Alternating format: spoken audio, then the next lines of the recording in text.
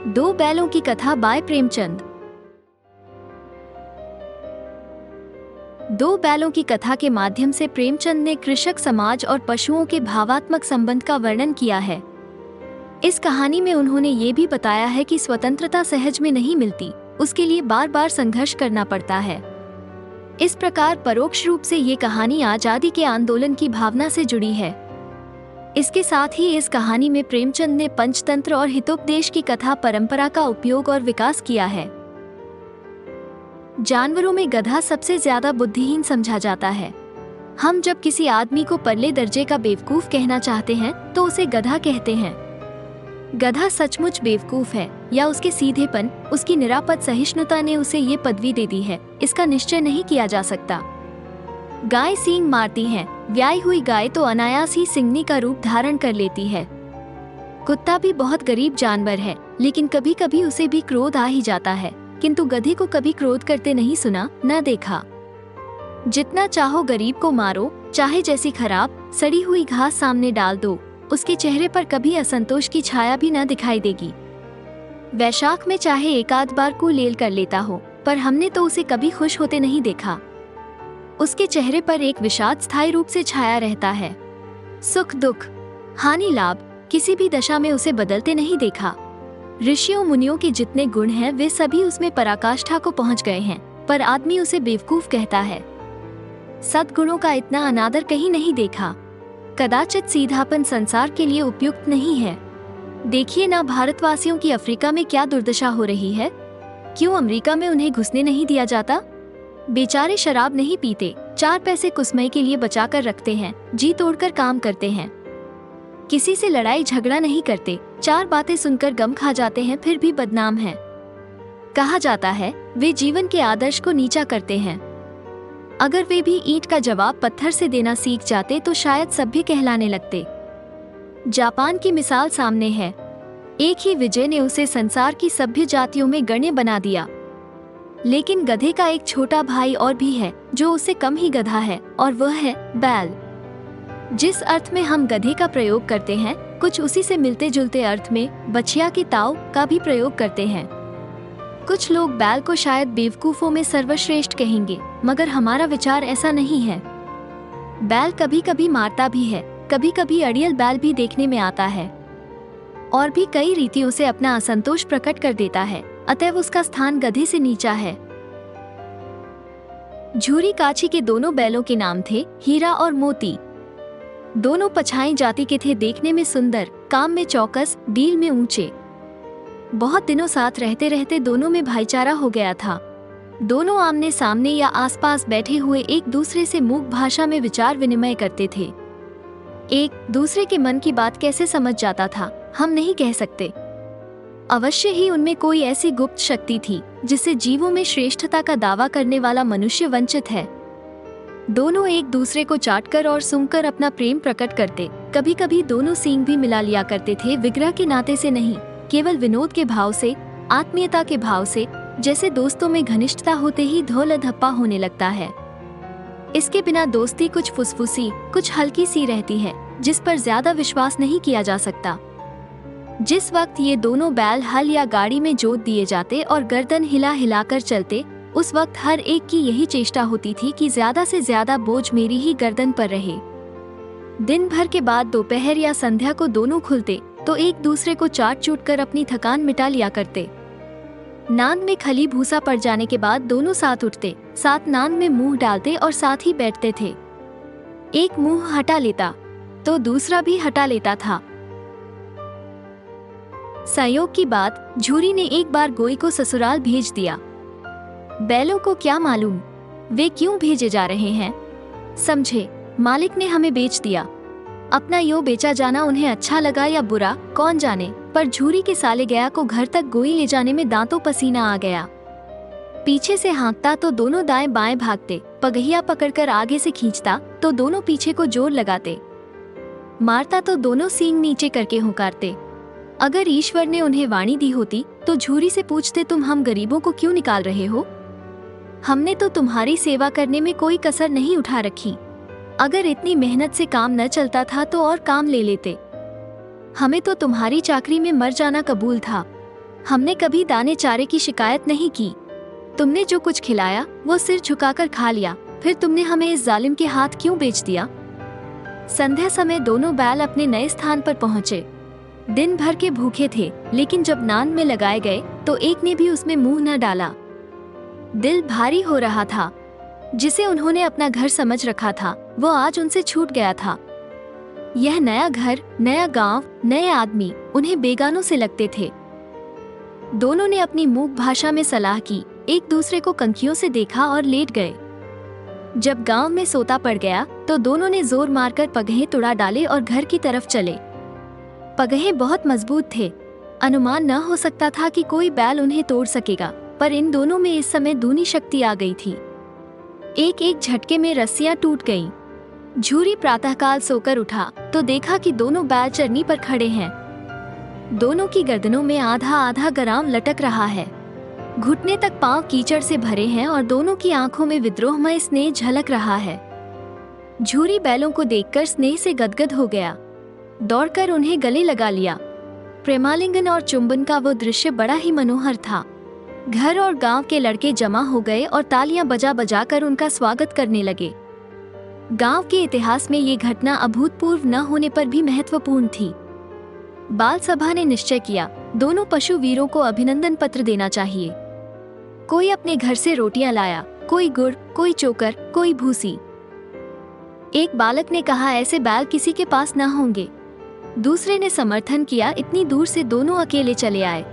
तीसरा बोला, बैल नहीं है, वे उस जन्म के आदमी हैं। इसका प्रतिवाद करने का किसी को साहस न हुआ। झूरी की स्त्री ने बैलों को द्वार पर देखा तो जल उठी। बोली, कैसे नमक हराम बैल हैं कि एक दिन वहां काम न किया, भाग खड़े हुए। झूरी अपने बैलों पर यह आक्षेप न सुन सका, नमक हराम क्यों है?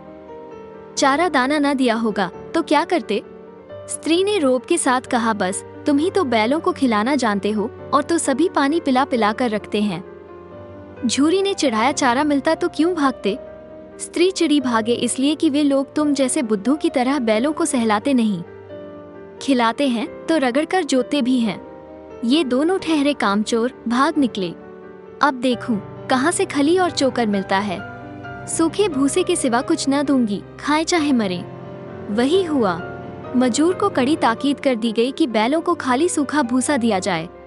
बैलों ने नांद में मुंह डाला तो फीका फीका, न कोई चिकनाहट न कोई रस। क्या खाएं?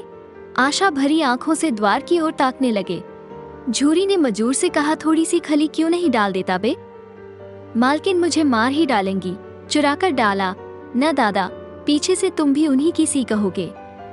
दूसरे दिन झूरी का साला फिर आया और बैलों को ले चला। अब की उसने दोनों को गाड़ी में जोता।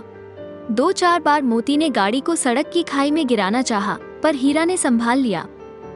वो ज्यादा सहनशील था। संध्या समय घर पहुंचकर उसने दोनों को मोटी रस्सियों से बांधा और कल की शरारत का मजा चखाया। फिर वही सूखा भूसा डाल दिया। अपने दोनों बैलों को खली, चूनी सब कुछ दी। दोनों बैलों का ऐसा अपमान कभी न हुआ था। झूरी इन्हें फूल की छड़ी से भी न छूता था। उसकी टिटकार पर दोनों उड़ने लगते थे। यहाँ मार पड़ी। आहत सम्मान की व्यथा तो थी ही, उस पर मिला सूखा भूसा। नांद की तरफ आंखें तक न उठाई। दूसरे दिन गया ने बैलों को हल में जोता, पर इन दोनों ने जैसे पांव न उठाने की कसम खा ली थी। वो मारते मारते थक गया, पर दोनों ने पांव न उठाया। एक बार जब उस निर्दयी ने हीरा की नाक पर खूब डंडे जमाए तो मोती का गुस्सा काबू के बाहर हो गया। हल लेकर भागा। हल, रस्सी, जुआ, जोत सब टूट टाट कर बराबर हो गया। गले में बड़ी बड़ी रस्सियां न होती तो दोनों पकड़ाई में न आते। हीरा ने मूक भाषा में कहा, भागना व्यर्थ है। मोती ने उत्तर दिया, तुम्हारी तो इसने जान ही ले ली थी। अब की बड़ी मार पड़ेगी। पड़ने दो, बैल का जन्म लिया है तो मार से कहां तक बचेंगे। गया 2 आदमियों के साथ दौड़ा आ रहा है। दोनों के हाथों में लाठियां हैं। मोती बोला, कहो तो दिखा दूं कुछ मजा मैं भी। लाठी लेकर आ रहा है। हीरा ने समझाया, नहीं भाई, खड़े हो जाओ, मुझे मारेगा तो मैं भी 1-2 को गिरा दूंगा। नहीं, हमारी जाति का ये धर्म नहीं है। मोती दिल में ऐंठ कर रह गया। गया आ पहुंचा और दोनों को पकड़ कर ले चला। कुशल हुई कि उसने इस वक्त मारपीट न की, नहीं तो मोती भी पलट पड़ता। उसके तेवर देखकर गया और उसके सहायक समझ गए कि इस वक्त टाल जाना ही मसलहत है। आज दोनों के सामने फिर वही सूखा भूसा लाया गया। दोनों चुपचाप खड़े रहे। घर के लोग भोजन करने लगे। उस वक्त छोटी सी लड़की 2 रोटियां लिए निकली और दोनों के मुंह में देकर चली गई। उस एक रोटी से इनकी भूख तो क्या शांत होती, पर दोनों के हृदय को मानो भोजन मिल गया। यहाँ भी किसी सज्जन का वास है। लड़की भैरों की थी। उसकी माँ मर चुकी थी। सौतेली माँ उसे मारती रहती थी, इसलिए इन बैल से उसे एक प्रकार की आत्मीयता हो गई थी। दोनों दिन भर जोते जाते, डंडे खाते, अड़ते। शाम को थान पर बांध दिए जाते और रात को वही बालिका उन्हें 2 रोटियां खिला जाती। प्रेम के इस प्रसाद की यह बरकत थी कि 2-2 गाल सूखा भूसा खाकर भी दोनों दुर्बल न होते थे, मगर दोनों की आंखों में, रोम रोम में विद्रोह भरा हुआ था।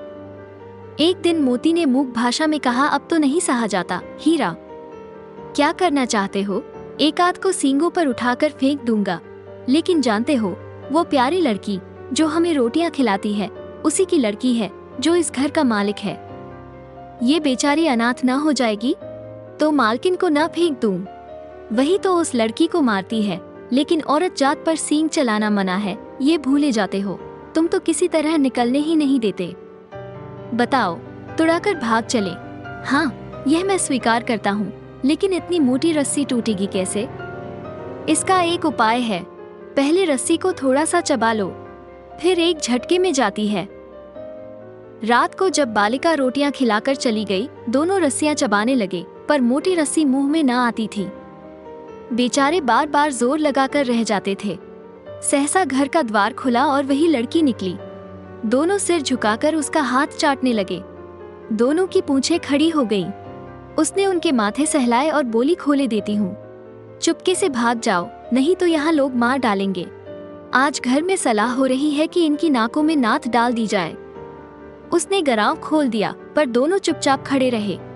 मोती ने अपनी भाषा में पूछा, आप चलते क्यों नहीं? हीरा ने कहा, चले तो, लेकिन कल इस अनाथ पर आफत आएगी। सब इसी पर संदेह करेंगे। सहसा बालिका चिल्लाई, दोनों फूफा वाले बैल भागे जा रहे हैं। ओ दादा, दादा! दोनों बैल भागे जा रहे हैं, जल्दी दौड़ो। गया हड़बड़ाकर भीतर से निकला और बैलों को पकड़ने चला। वे दोनों भागे। गया ने पीछा किया और भी तेज हुए। गया ने शोर मचाया, फिर गांव के कुछ आदमियों को भी साथ लेने के लिए लौटा। दोनों मित्रों को भागने का मौका मिल गया। सीधे दौड़ते चले गए, यहाँ तक कि मार्ग का ज्ञान न रहा। जिस परिचित मार्ग से आए थे, उसका यहाँ पता न था। नए नए गांव मिलने लगे। तब दोनों एक खेत के किनारे खड़े होकर सोचने लगे, अब क्या करना चाहिए। हीरा ने कहा, मालूम होता है राह भूल गए। तुम भी बेतहाशा भागे। वहीं उसे मार गिराना था। उसे मार गिराते तो दुनिया क्या कहती? वो अपना धर्म छोड़ दे, लेकिन हम अपना धर्म क्यों छोड़ें? दोनों भूख से व्याकुल हो रहे थे। खेत में मटर खड़ी थी। चरने लगे। रह रहकर आहट ले लेते थे, कोई आता तो नहीं है। जब पेट भर गया, दोनों ने आजादी का अनुभव किया तो मस्त होकर उछलने कूदने लगे। पहले दोनों ने डकार ली, फिर सींग मिलाए और एक दूसरे को ठेलने लगे। मोती ने हीरा को कई कदम पीछे हटा दिया, यहाँ तक कि वह खाई में गिर गया। तब उसे भी क्रोध आया। संभल कर उठा और फिर मोती से मिल गया। मोती ने देखा खेल में झगड़ा हुआ चाहता है तो किनारे हट गया। अगर आपको ये वीडियो पसंद आया तो एक लाइक जरूर करें और इसे अपने दोस्तों के साथ शेयर करें। कमेंट में बताएं कि आपको ये वीडियो कैसा लगा और इस चैनल को सब्सक्राइब करना ना भूलें।